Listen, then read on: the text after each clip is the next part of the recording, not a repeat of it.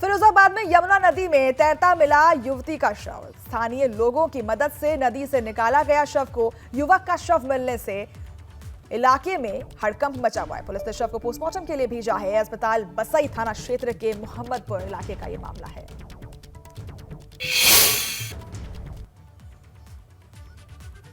तो यमुना नदी में तैरता मिला युवती का शव और फिर जैसे ही लोगों को नदी के किनारे शव तैरता हुआ मिला, लोगों ने वहां पर लोकल्स की मदद से शव को बाहर निकाला। उसके बाद पुलिस को बुलाया गया। पुलिस तफ्तीश कर रही है, जांच में जुटी हुई है।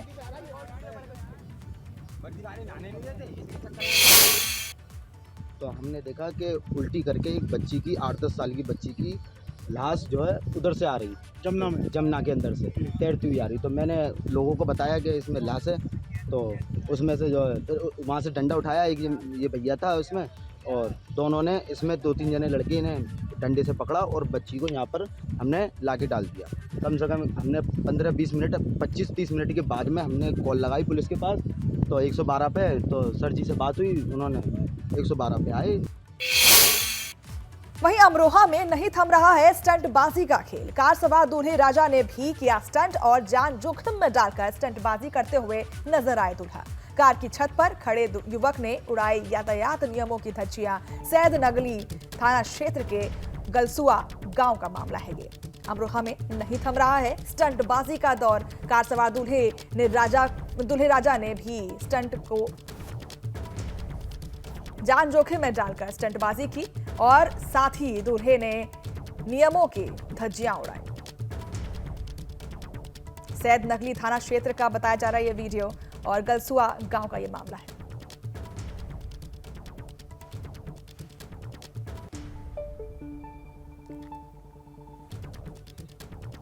अमरोहा की एक खबर है जहां पर स्टंटबाजी का जो दौर है वो खत्म नहीं हो पा रहा है। पहले भी कई ऐसे वीडियोस आए हैं जहां पर ये विजुअल्स देखिए, पहले भी ये विजुअल्स आए हैं जहां पर ऐसी बातें कही गई कि स्टंटबाजी हो रही है और अब ये विजुअल्स आपके सामने हैं जहां पर आप देख सकते हैं दूल्हे राजा किस तरीके से सनरूफ खोल करके ऊपर बैठे हुए हैं और स्टंटबाजी कर रहे हैं। साथ ही आप देख सकते हैं किस तरीके से धज्जियां उड़ाई जा रही है, नियमों की, ट्रैफिक रूल्स की धज्जियां उड़ाई जा रही हैं। और अमरोहा से, खास करके अमरोहा से कई ऐसे वीडियोस आते रहे हैं और वो सिलसिला अभी तक थमा नहीं है। उसका जीता जागता उदाहरण आपके टीवी स्क्रीन पर है। वहीं अमरोहा में बेखौफ लुटेरों का आतंक देखने को मिला। महिला के साथ दिन दहाड़े लूटपाट से हड़कंप मचा। दुकान में दवा लेकर ई रिक्शा से गजरौला जा रही थी महिला की शिकायत पर मामले की जांच में जुटी है पुलिस। गजरौला थाना क्षेत्र के हसनपुर रोड का ये मामला है। तो महिला के साथ दिन दहाड़े लूटपाट की जाती है। आए दिन ऐसी खबरें मिलती हैं लूटपाट की। और एक और खबर आपके सामने है, ये वीडियो आप देख सकते हैं किस तरीके से प्रशासन उन सुराग को इकट्ठा करने में लगी हुई है, उन चोरों को या फिर उन लुटेरों की सुराग ढूंढने में लगी हुई है कि आखिर वो लुटेरे कौन हैं। और तफ्तीश अभी तक जारी है, लेकिन अभी तक वो लुटेरे नहीं पकड़े गए हैं। प्रशासन वहां पर तैनात है।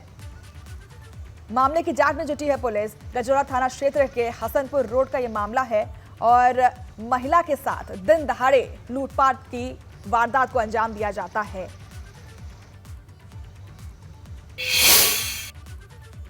वहीं कुशीनगर में बच्चों के विवाद में खूनी संघर्ष देखने को मिला। मारपीट में एक महिला की जान चली गई। धारदार हथियार से हमले में महिला की मौत हो गई।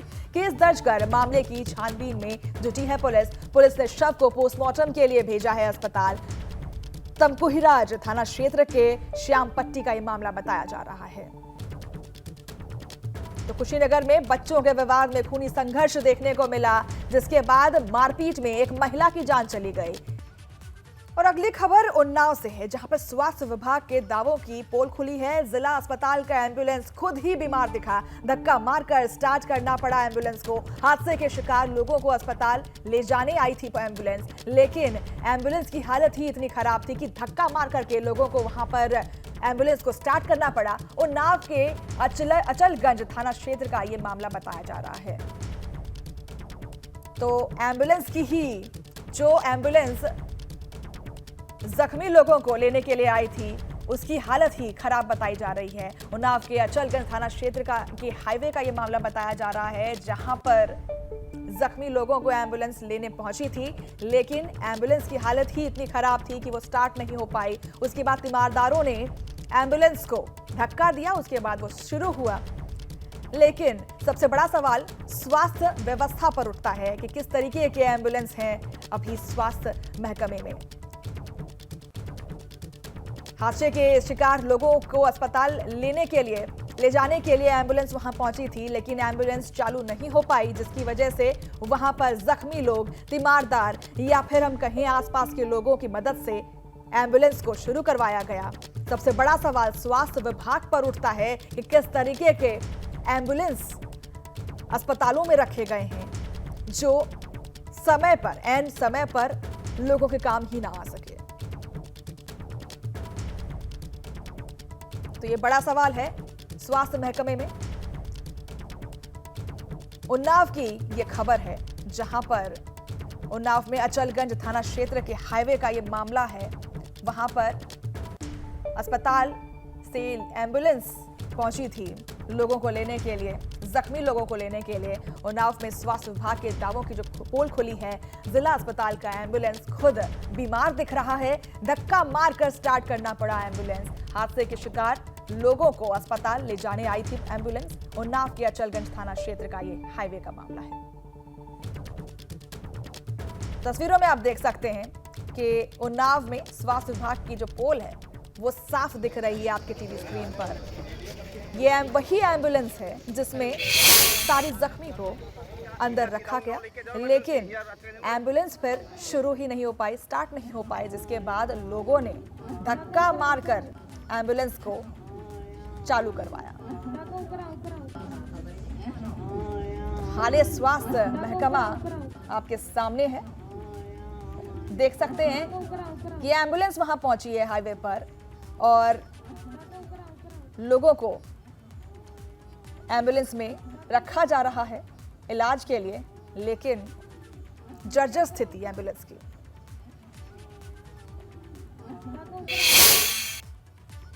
बस्ती में पोल पर लाइट ठीक करने के दौरान करंट लगने से लाइनमैन की मौत हो गई। करंट लगने के बाद वे नीचे गिर गए थे। परिवार और संविदाकर्मी संगठन के लोग कानूनी प्रक्रिया में जुटे हुए हैं।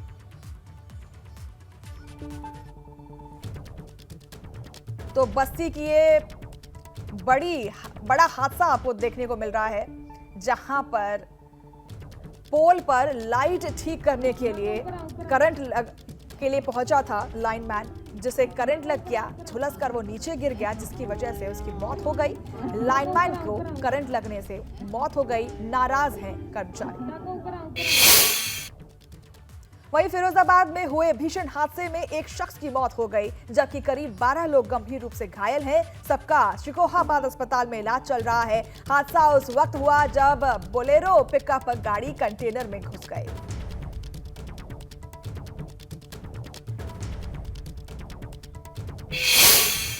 झांसी में राजस्व विभाग और पुलिस टीम ने समाजवादी पार्टी के पूर्व विधायक दीप नारायण सिंह यादव के साले गैंगस्टर अनिल यादव की 5 करोड़ से अधिक कीमत की जमीन कुर्क कर दी है। अपराध से अर्जित की गई संपत्ति को कुर्क करने के लिए चलाए जा रहे अभियान के तहत राजस्व विभाग की टीम की ओर से सिपरी बाजार थाना पुलिस और शहर कोतवाली पुलिस ने कार्रवाई की है। राजस्व विभाग की टीम के मुताबिक अनिल यादव पर गैंगस्टर एक्ट की कार्रवाई हो चुकी है। कुर्क की गई जमीन अनिल यादव के अपराध से अर्जित की गई थी।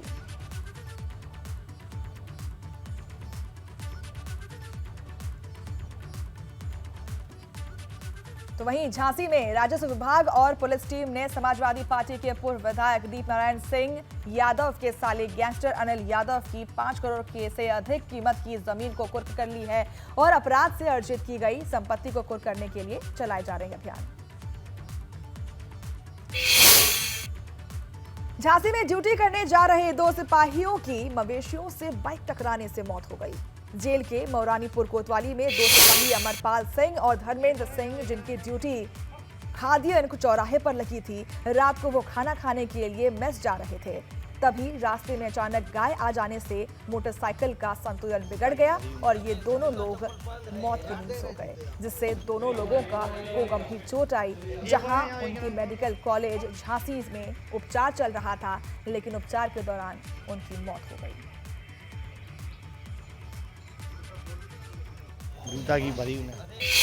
फर्रुखाबाद के रजेपुर थाना क्षेत्र के हरिहरपुर गांव में 6 साल की बच्ची के साथ दुष्कर्म का मामला सामने आया है। बच्ची गांव में आई बारात देखने गई थी।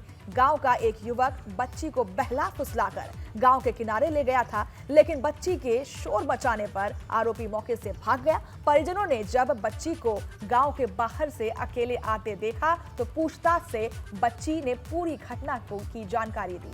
आनन फानन में परिजन बच्ची को लेकर थाना पहुंचे। पुलिस ने बच्ची की जानकारी पर एक आरोपी को गिरफ्तार कर लिया है।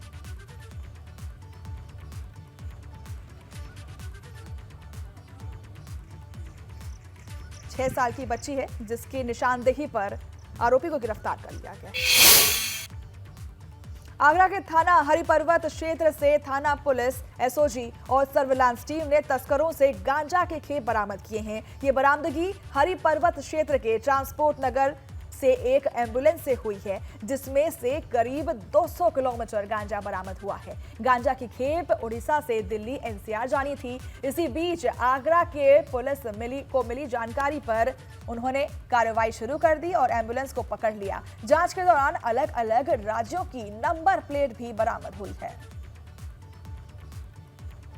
तो ये बड़ी कामयाबी आगरा पुलिस को मिली है, जहां पर एक बड़ा खुलासा किया गया है। 200 किलो गांजा बरामद किए गए हैं। बताया जा रहा है ये गांजा की खेप उड़ीसा से दिल्ली जा रही थी, नोएडा जा रही थी, लेकिन एन मौके पर जब सुराग मिला या इंफॉर्मेशन मिला, उसके बाद पुलिस ने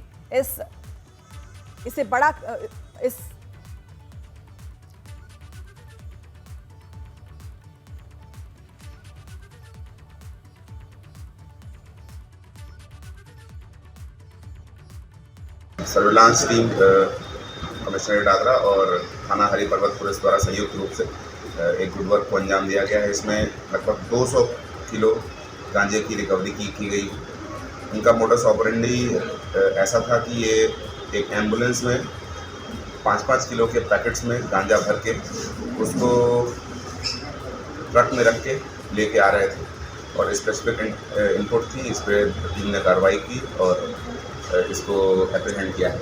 इसमें एक चंद्रवीर नाम का व्यक्ति जो गोंडा का रहने वाला है, उसकी गिरफ्तारी हुई है। इनके पास से 6 नंबर प्लेट फर्जी बरामद हुए हैं, जो अलग अलग स्टेट्स के हैं। उड़ीसा, मध्य प्रदेश, छत्तीसगढ़ के नंबर प्लेट्स बरामद हुए हैं। और इस गुड वर्क को देखते हुए सीपी सर ने इस टीम को 25,000 रुपये कैश रिवॉर्ड देने की घोषणा की और इसमें अभियोग पंजीकृत करके आवश्यक होता है। ये कहाँ से गांजे की खेप लेकर के चले थे, इसकी डिलीवरी कहाँ होनी थी और कौन लोग इसमें शामिल हैं, इस बारे में कोई जानकारी सर हो पाई हो? देखिए, उड़ीसा से लेके चलने की बात आई है पूछताछ में, और इसको आगे ये दिल्ली एनसीआर की तरफ लेके जा रहे थे और यहाँ अपने ट्रांसपोर्ट नगर में किसी भोजन करने वाले काम से रुके थे और उसी में हमें सूचना मिली और हमने सर जो एम्बुलेंस है वो इन्होंने भाड़े पर ली थी या इन्होंने खुद ही इस काम के लिए खुद ही एम्बुलेंस इन्होंने रेंट किया था, लेकिन असली जो ट्रक वाहन है जिसके अंदर एम्बुलेंस था, उसको ट्रक वाहन को इसकी जानकारी नहीं थी। ट्रक को इन्होंने रेंट किया था और ट्रक को यूज़ किया गया उसको एम्बुलेंस को कैरी करने के लिए। पूछताछ में कुछ बताया उन्होंने किस चीज़ के बारे में? ये अपराध करने का ये तरीका कहाँ से आया, कुछ बताया इस तरीके से कि ट्रक के अंदर? पूछताछ जारी है, सारी बातें धीरे धीरे सामने आएंगी। सबसे पहले खबर है सोनभद्र से, जहां पर शक्ति नगर में स्थित एनसीएल और एनटीपीसी परियोजना की भूमि पर अवैध रूप से कब्जा की गई जमीन पर बुलडोजर चला है। इस जमीन पर कुल 21 अवैध मकानों को बुलडोजर की मदद से जमींदोज कर दिया गया है।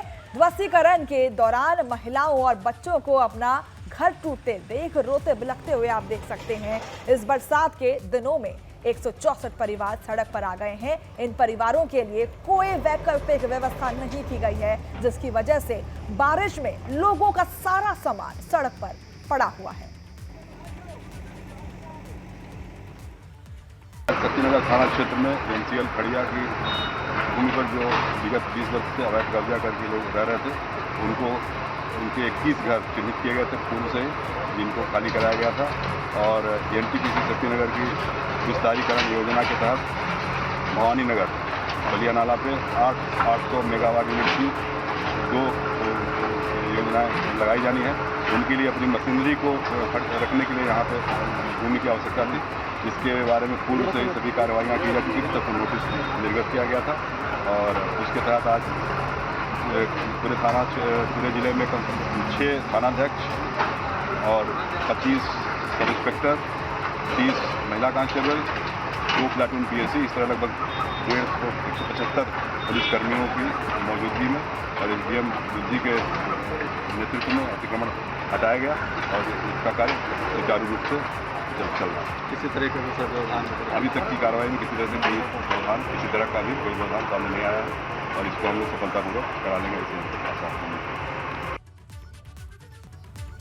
अगली खबर मेरठ से है, जहां के पुरातापुर में पुलिस और बदमाशों के बीच मुठभेड़ हो गई। इस दौरान पुलिस की ओर से की गई फायरिंग में गोकशी के मुख्य आरोपी को अरुण के पैर में गोली लग गई है, जिसके बाद पुलिस ने उसे गिरफ्तार कर लिया है। हालांकि इस दौरान अन्य अपराधी भागने में सफल रहे।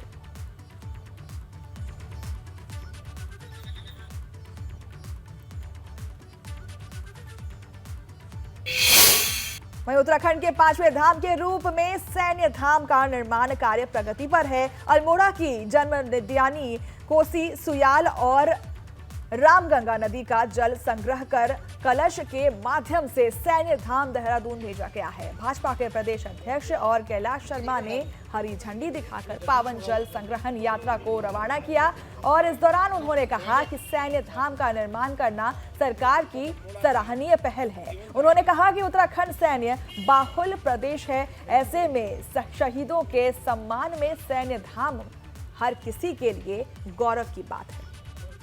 सौभाग्य की बात है और मैं धन्यवाद करता हूं सरकार का भी। सैन्य धाम का जो बहुत भव्य निर्माण हो रहा है और उसके लिए आज पूरे प्रदेश से ऐसे जो पवित्र हमारी नदियां हैं वहां से गंगा जल जा रहा है और इस गंगा जल का भी वहां सब बहुत अच्छी तरह से सैन्य धाम की मर्यादा और बहुत मजबूती के साथ आगे बढ़ेगी, उसके लिए इस जल का उपयोग किया जाएगा। मैं बहुत बहुत बधाई और शुभकामना देता हूँ, उन सारे शहीदों को नमन करता हूँ, उनके परिवार वालों को प्रणाम करता हूँ। वहीं श्री राम जन्मभूमि मंदिर के गर्भगृह में रामलला की मूर्ति प्राण प्रतिष्ठा कार्यक्रम को पूरे देश का मेगा इवेंट बनाने की तैयारी की जा रही है। अयोध्या में प्राण प्रतिष्ठा कार्यक्रम के लगभग 10 साल पहले से पूरे देश के 5 लाख से अधिक मंदिरों में राम राम संकीर्तन शुरू कराया जाएगा और इसमें सिख, जैन समेत कई धर्मों के लोगों को भी इस कार्यक्रम में जोड़ा जाएगा। श्री राम जन्मभूमि मंदिर में प्राण प्रतिष्ठा का कार्यक्रम भी इन स्थानों पर लाइव दिखाया जाएगा। कार्यक्रम के बाद मौजूद लोगों को तो प्रसाद दिया ही जाएगा, साथ ही घर घर प्रसाद भी बांटा जाएगा। अयोध्या के राम जन्मभूमि मंदिर में प्राण प्रतिष्ठा कार्यक्रम की पूरी जिम्मेदारी राष्ट्रीय स्वयंसेवक संघ संभालेगा। हिंदुस्तान में कितने मंदिर हैं तो 10 लाख होंगे। हिंदुस्तान में 2.5 लाख पंचायतें हैं। अगर 2.5 लाख पंचायतों में हर एक ग्राम पंचायत में एक मंदिर जरूर होगा और शहरों के, नगरों के 2.5 लाख मोहल्ले मान लो, तो अगर 5 लाख मंदिरों में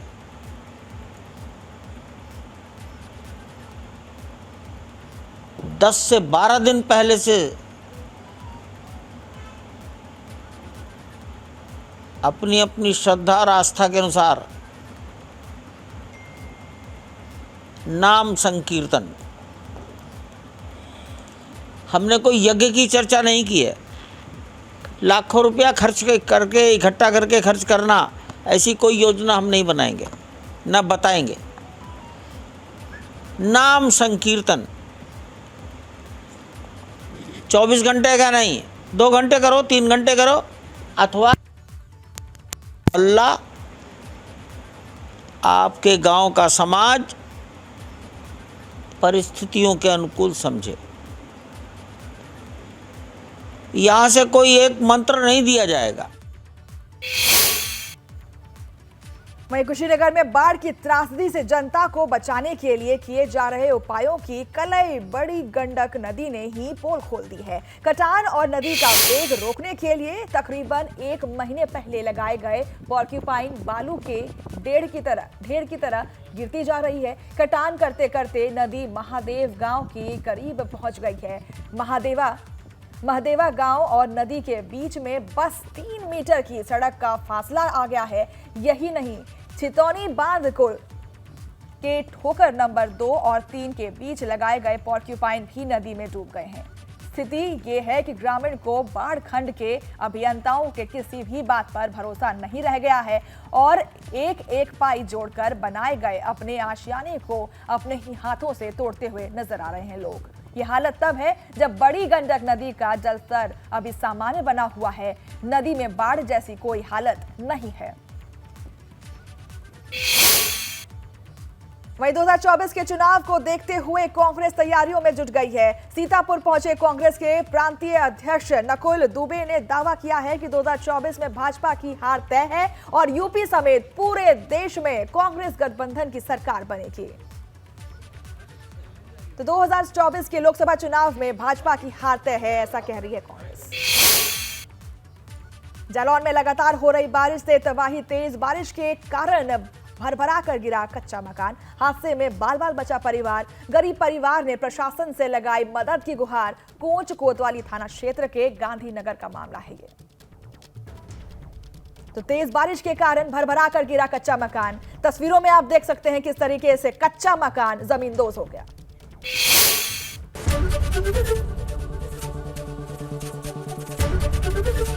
एबीपी गंगा, खबर आपकी, जुबान आपकी।